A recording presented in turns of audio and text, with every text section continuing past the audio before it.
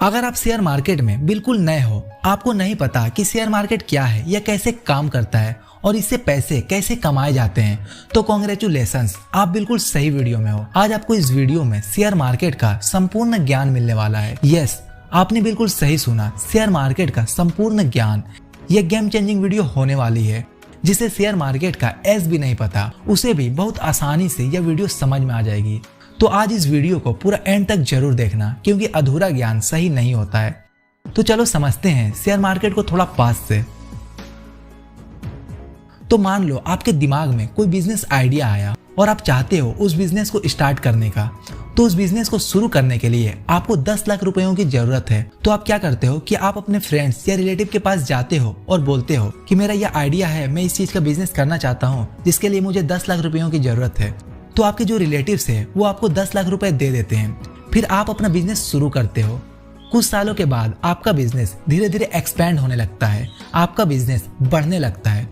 तो अब आपको 10 करोड़ रुपयों की जरूरत पड़ती है। इस बार 10 लाख नहीं, 10 करोड़ रुपयों की जरूरत पड़ती है। तो 10 करोड़ आपका कोई रिलेटिव तो आपको देगा नहीं।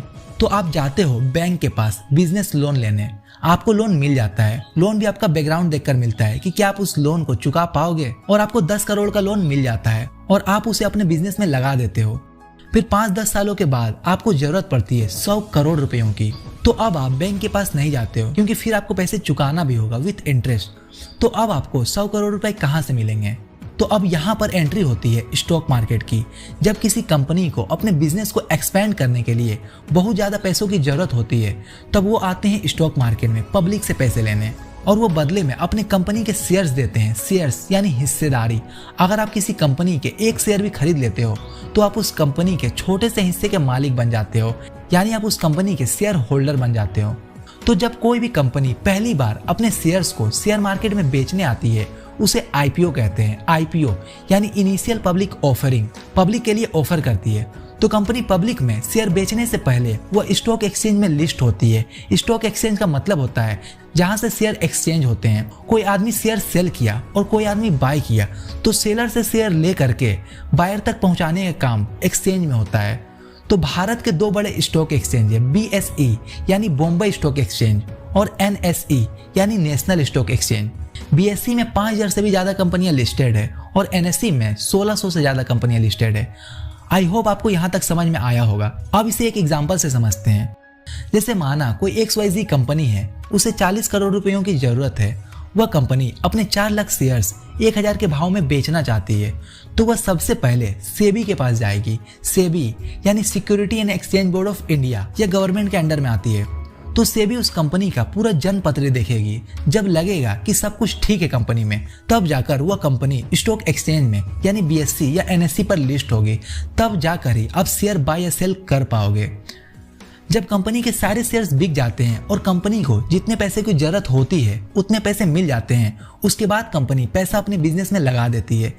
अब माना आपने आईपीओ के समय शेयर खरीद लिया और आपका पैसा कंपनी अपने बिजनेस में लगा दी। अब आपको अपने शेयर्स बेचने हैं, आपको अपना पैसा लेना है। अब क्या होगा? कंपनी आपको पैसे देगी? नहीं।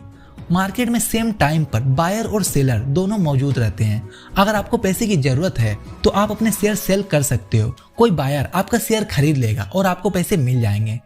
एक बार कंपनी अपने सारे शेयर्स बेच के साइड हो जाती है, उसके बाद शेयर्स बायर और सेलर के पास घूमते रहते हैं। जब आप आईपीओ के समय शेयर्स खरीदते हो, तब आप सीधे कंपनी से खरीदते हो, लेकिन उसके बाद जब आप शेयर खरीदते हो, तब आप कंपनी से नहीं बल्कि कोई सेलर से खरीदते हो। तो अब जानते हैं शेयर का प्राइस बढ़ता या कम कैसे होता है। तो शेयर का जो प्राइस है वह कम या ज्यादा डिमांड और सप्लाई के बेस पर होता है। किसी शेयर को अगर बहुत सारे लोग खरीद रहे हैं, उस शेयर की डिमांड है मार्केट में, तो शेयर का प्राइस अपने आप बढ़ने लगेगा। और अगर किसी शेयर को लोग सेल कर रहे हैं, तो शेयर का प्राइस गिरने लगेगा। और इसके अलावा कंपनी की ग्रोथ भी अच्छी हो रही है, तो शेयर की प्राइस बढ़ेगी। और मान लो ऐसा कभी हो जाए, किसी कंपनी के शेयर्स सिर्फ खरीदने वाले ही रहे, बेचने वाला कोई है ही नहीं, तो इसे बोलते हैं अपर सर्किट लगना। कोई शेयर बेचने को तैयार ही नहीं है, तब अपर सर्किट लग जाता है, आप शेयर नहीं खरीद पाओगे। और अगर सारे लोग शेयर सेल कर रहे हैं, कोई बाय करने वाला है ही नहीं, कोई बायर है ही नहीं, तो इसे बोलते हैं लोअर सर्किट लगना। तो स्टॉक एक्सचेंज में 3 तरह की कंपनियां लिस्टेड है, large cap, mid cap and small cap. Large cap कंपनियां वो कंपनियां होती है जो बड़ी कंपनियां होती है, जिसका मार्केट कैप ज्यादा होता है। मिड कैप में वो कंपनी आती है जिसका मार्केट कैप ना ही कम होता है और ना ही ज्यादा, और स्मॉल कैप में वह कंपनी आती है जो छोटी कंपनियां हैं जिसका मार्केट कैप कम है। मार्केट कैप निकाला जाता है कंपनी के टोटल नंबर्स ऑफ शेयर्स और एक शेयर के प्राइस को मल्टीप्लाई करके। तो अब जानते हैं सेंसेक्स और निफ्टी 50 के बारे में। आपने सेंसेक्स और निफ्टी 50 का तो नाम जरूर सुना होगा। सेंसेक्स और निफ्टी 50 ये सभी इंडिसेस है, यानी ये कई कंपनियों की ओवरऑल ग्रोथ दिखाती है। सेंसेक्स जो है बीएसई में लिस्टेड 5000 कंपनियों में से 30 जो बड़ी कंपनियां हैं अलग अलग सेक्टर से, उसकी ओवरऑल ग्रोथ दिखाती है।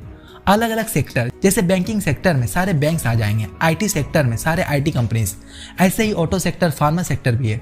तो इन सभी सेक्टर में 30 जो सबसे बड़ी कंपनियां हैं उसकी ग्रोथ दिखाती है सेंसेक्स। और निफ्टी 50 नेशनल स्टॉक एक्सचेंज में लिस्टेड 1600 कंपनियां में से 50 जो बड़ी कंपनियां हैं अलग अलग सेक्टर से, उसकी ग्रोथ दिखाती है। आप निफ्टी 50 या सेंसेक्स को खरीद नहीं सकते क्योंकि यह इंडिसेस है।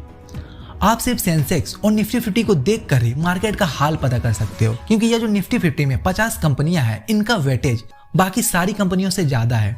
जो कंपनियां निफ्टी 50 में है वही कंपनियां सेंसेक्स में भी है, बस फर्क यह है कि निफ्टी 50 में 20 कंपनियां ज्यादा है।